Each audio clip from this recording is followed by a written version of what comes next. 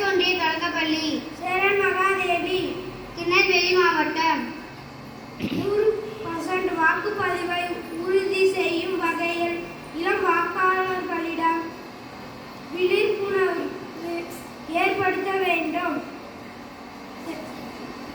Tenkasi March 24 சட்டமன்ற பொதுத் தேர்வு 2026 ஐ முன்னிட்டு மாவட்ட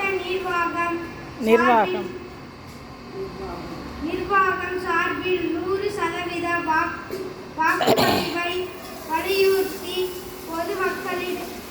மக்களிடையே விழிப்புணர்வு ஏற்படுத்த வகையில் நேற்று தென்காசி புதிய பேருந்து நிலைய வளாகத்தில் மாபெரும் கையெழுத்து இயக்கம் நடந்தது.